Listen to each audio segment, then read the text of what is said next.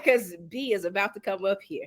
She served there for 13 years. She left there to become a middle school principal, where now she served for 3 years, and now she is executive director of secondary schools. And I like to be around real smart people. And so, Dr. Buckrham, hey. Hello, Simene. How are you? I am well. How you doing? I'm good. And hello to all these sorors out here. I go with my mid. Put them hands down.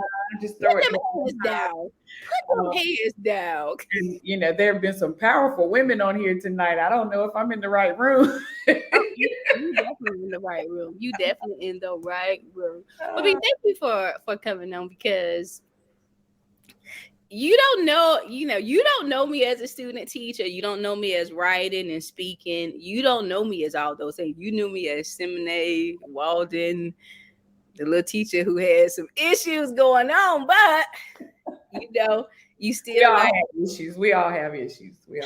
I know. I think mine was a little more severe. They were just a little more severe, and so, thank you for saying yes. Like, out of all these years, as you moved up, you still, like, when I needed to ask you a question, that you was always there. So Isis says that was the first one that came on. She says you in the right room. So thank you, Isis. So I'm gonna tell this quick story, and then we're gonna go. I shared this the other night, but so I was a part of the draft, the Delta Educational Research Foundation. Dr. Johnny invited me to be there, right? So it was me, Dr. Johnny, Isis, Dr. Levels, and Keishla. And so we was all on one day, and I was like, well, what made you invite me? Because I'm not a Delta. Isis says, oh, girl, honey, she just invited you for affirmative action. I was like, wait a minute. That's not right. Dr. Johnny says the Holy Spirit told me to invite you. All of these women, I met all of these women that I would have never known before. So I'm so happy. Gigi says, hey, Dr. Blondie. So listen, I know you don't have a lot, because you ladies are very busy women, and I don't take it lightly that you said yes, like for real, whether it was last week, 2 weeks ago, 2 days ago. It don't even matter. I'm just happy you said yeah. So now, this is a question that's not up there, but I will ask. And I told you that my personal life was not really in a good place when I met you, but you just work with me for some reason. Like, why was you so patient and work with me? Like, because I know there's some principals that probably got some people, they like, I want to send you out here tomorrow, but for some reason they keep working. Why did you work with me? I have always taken jobs and positions because I felt like I was called to be there. I never had to struggle to get a job in education. And so when doors opened for me, that's when I knew it was, for me. Mm-hmm. And so I remember you when you came to me, and you had come over one day, you had on a pantsuit. And I don't know how you heard about me. I forget. I think that Alan Hooker. Yeah, they come from HR because they was firing me in the county. Firing you, right? And I think Alan Hooker called me and he said, hey, I got a girl.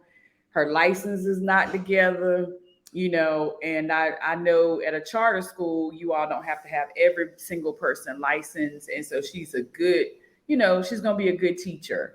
And so, when you came over, I was a brand new principal, in a brand new school, in a brand new position, and getting to know people and really developing as a leader myself. I had been an AP for 3 years, and then I had been an AP. Good evening, Sarah. Look at her over there with her Sarah meeting going on. I told you, these women are busy. That's why I don't take it lightly that they all said yes. So sorry. I had only been in leadership a couple, I was just a brand new principal myself. And so at that time, I saw potential in you just like I would anybody else. And I think that for you especially, you just had such a very humble kind of spirit. That's when you got there. Let me say that. You had a very humble spirit when you got there. Come on this line and she about to talk about how terrible I was. No, but in all honesty, I was a brand new principal and I needed people. And I saw potential in you. I had an English background. You had an English background. And if it's one thing that I always knew I did pretty decently was coach teachers. And I knew my way around the classroom and I knew that I could coach you and I knew that I could teach you. And you just credit yourself. You did have your personal stuff going on, but you also were an amazing English teacher. Our scores at that school were really never the same after you left. And so what you did very well. And so sometimes as an administrator, and I was older than you too, you were a baby, And so I knew you would grow out of a lot of that stuff. And sometimes as leaders in these types of positions, you have to give people a little bit of grace. You have to remember, I had to remember I was a young teacher at one point, and somebody gave me some grace. And so I always believe that you pay things forward. And so I knew one day you were going to be a great teacher. I knew we were going to fight and fuss through the rough parts. At the end of the day, I think what kept us in a place of being able to be collegial was that I knew at the end of the day that you loved those kids and you were going to do anything for those kids. And you knew at the end of the day that I was going to do whatever I had to do for the kids. So for me and you, it was more, we laughed, we talked, we fought, we reprimanded, we did whatever we needed to do. But at the end of the day, you were teachable to a point, and you still needed growth, but you were teachable. And I was willing to take the risk on you because you were teachable. Now, I walked some other people out the door while you were still there because they were not teachable. And so that's different. That's different. But no, at the end of the day, I will strive with a teacher. They may not like me that much. We may not always agree. But if I know you love kids, I'm gonna get out your way for the most part. And I'm gonna check you where I need to. But if you love my kids, I as the kids say, I can rock with you. I can rock with you. Listen, I know you gotta go. I'm gonna ask you one other question, and I'm gonna ask you two of these other questions. No, you're fine. You're fine. Okay, because y'all know she got a Delta meeting going on. Hey, Delta meeting. Listen, this goes into, you remember you would always say at the end of the year, every year, and I don't know why. Well, I do know why, but I would cry every year at the end of the year. And you all say, why you cry? You gonna say, why you always cry? I was thinking about this maybe like yesterday. With those kids, like when you leave them, you really never know what's gonna happen with them. And I was thinking about Aldrich passed away. I think got killed. And I think about these students that we have, we just never know where their life's gonna go.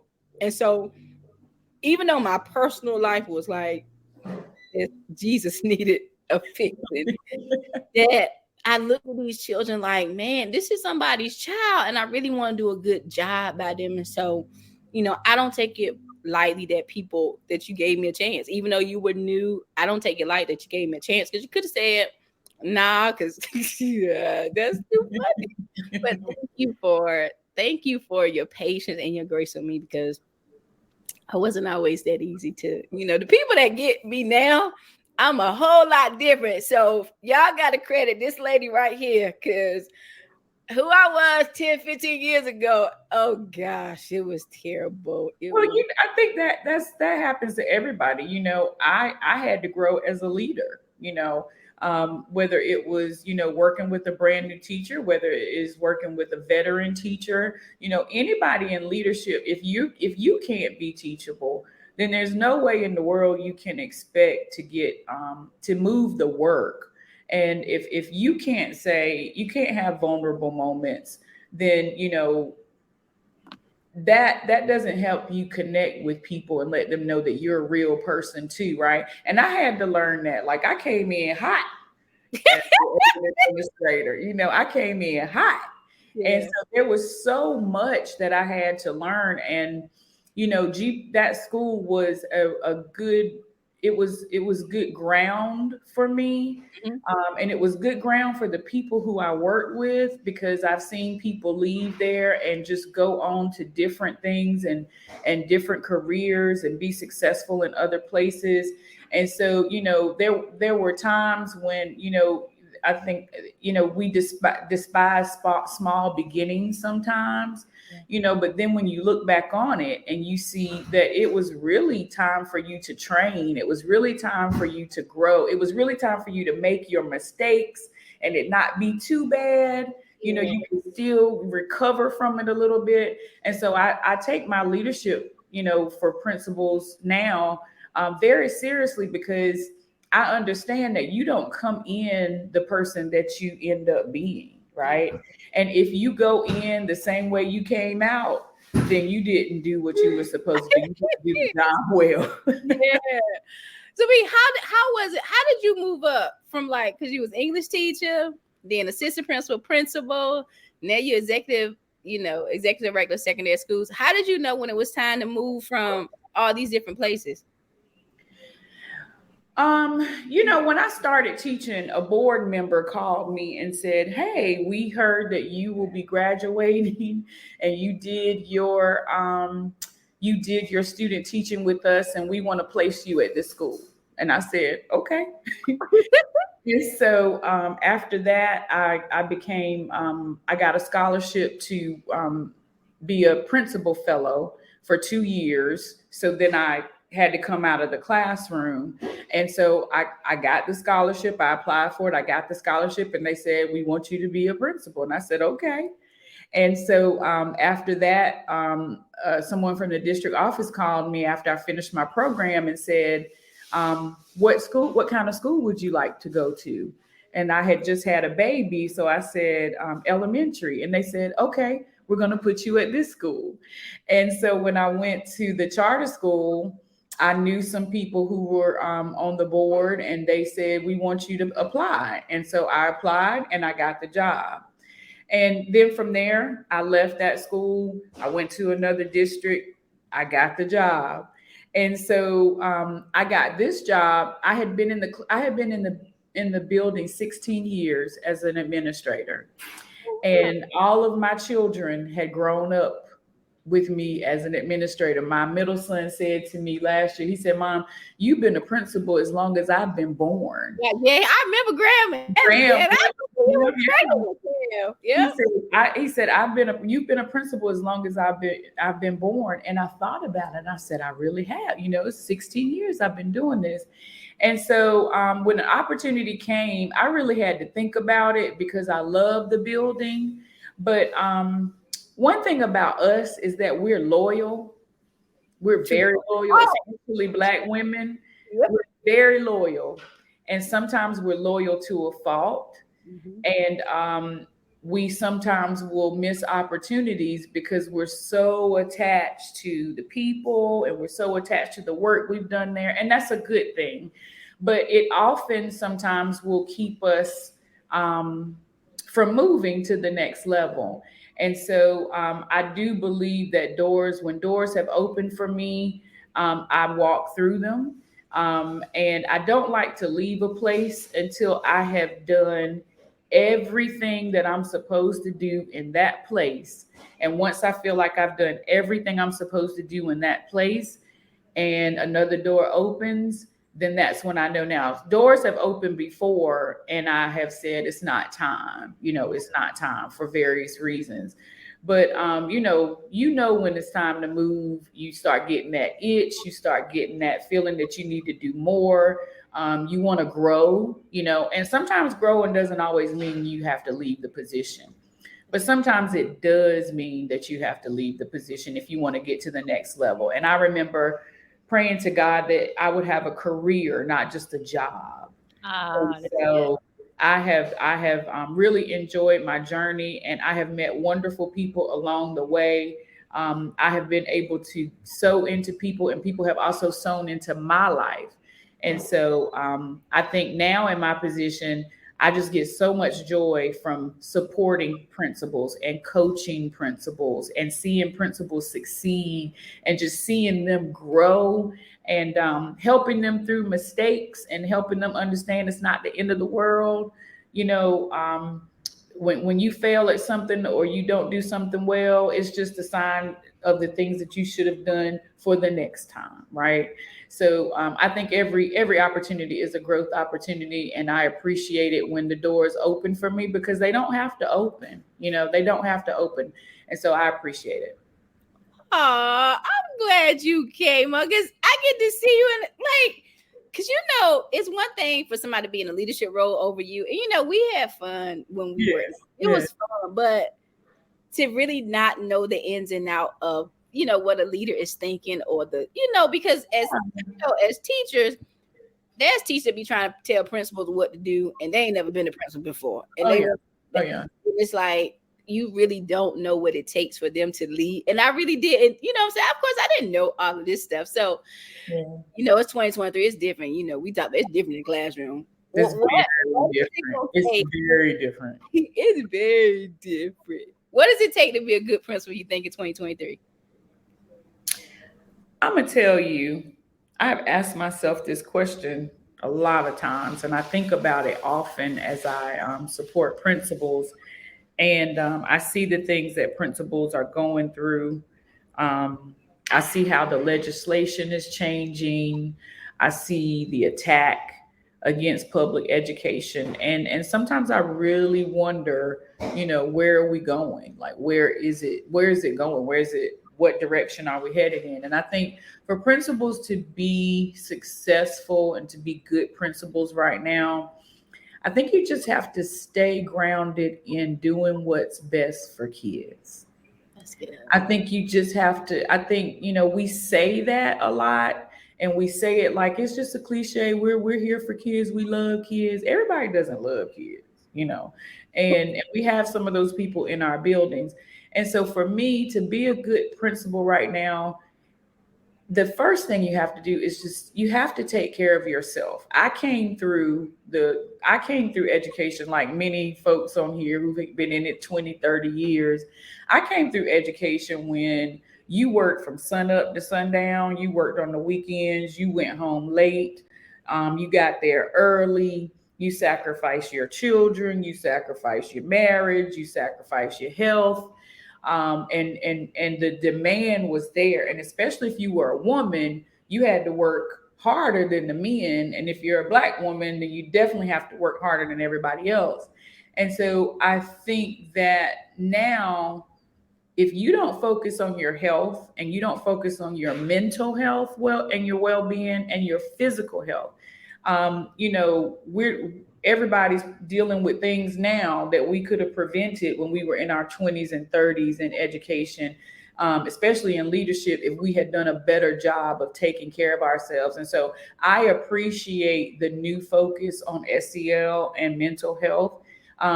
And some of us old school principals are battling with it because, you come in dragging your leg with one eye hanging out, one arm. It don't matter as long as you get in here. Yeah. So I love the way the narrative is changing because I think it's definitely needed. And so I'm so glad to be working in a district where our superintendent values the people and values our mental health and our taking care of ourselves. And she's a big fan of that. And so we believe in that. We believe in joy and wellness in our district. And so I like that the narrative is changing there. So I think, first of all, you got to take care of yourself and you got to take care of your family and the things that mean the most to you outside of school. Because I read something the other day that said nobody is going to remember after you die that you stayed late every day at school. Not going to remember and not going to care. And the reality of it is, if we leave here, they will replace me tomorrow. They'll replace all of us tomorrow who are in a building. And so we have to understand that, we're no longer expendable. And I think that that's good now.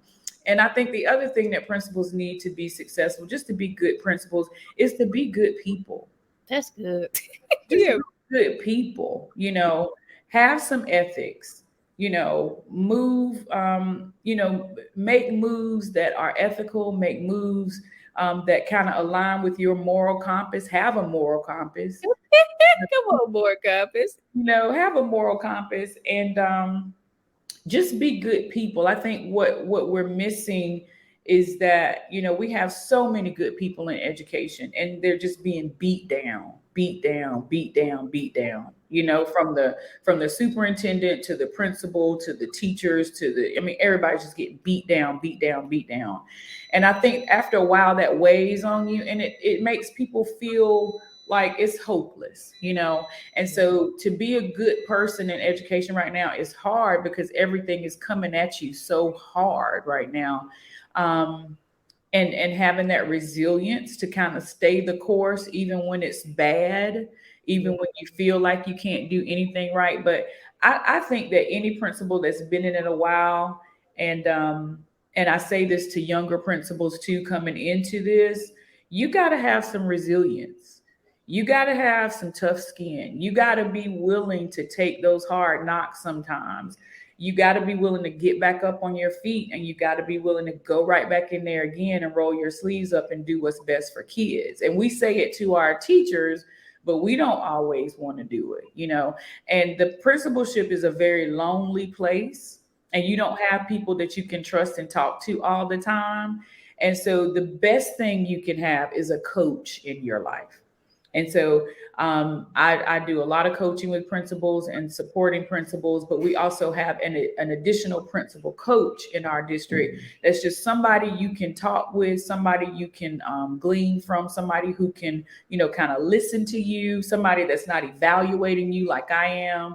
And so I think that every principal in this day and time, you need not just a supervisor, but you also need, in order to be a successful principal, you need a coach. And if you are that successful principal, you should be coaching the next generation of principals, because it's hard. And a lot of people coming into it now are not staying. They're not staying. Yeah.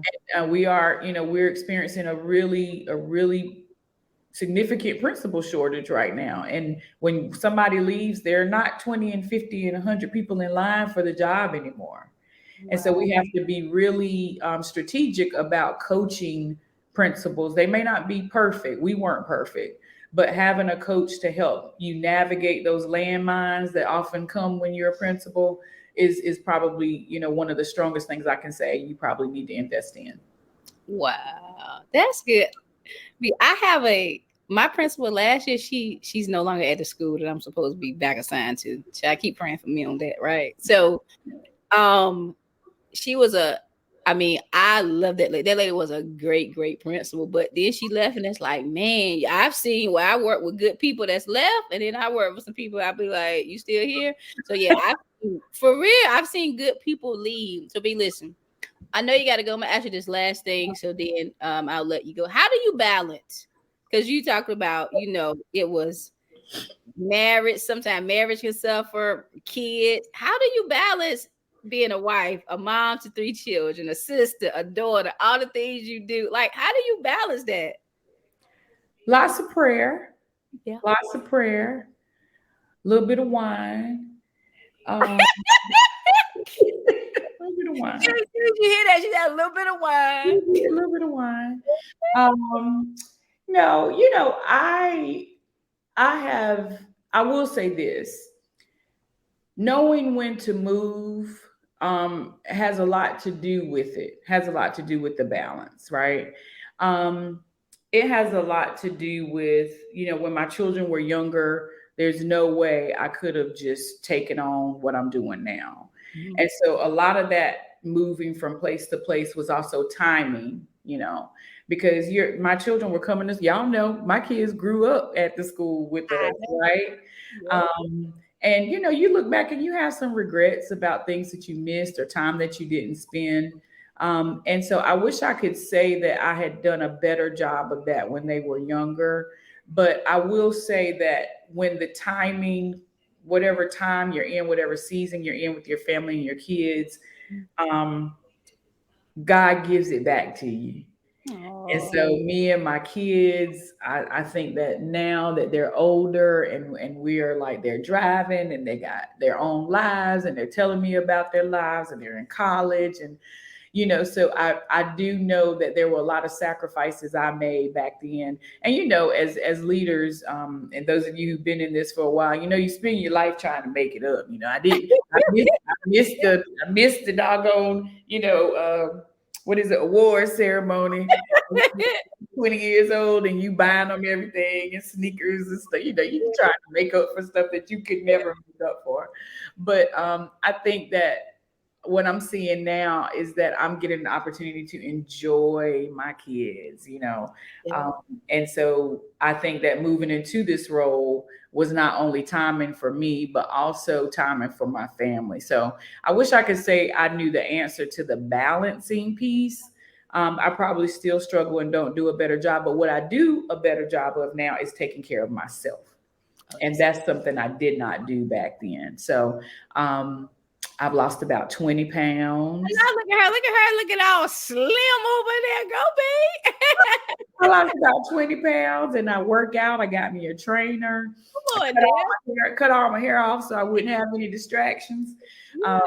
So I have freed myself in a lot of ways. And so it has been a part of the balance. I don't do it as well as I should, but I think that once you have different seasons in your life and people will tell you, oh, you should have done this, you should have done that.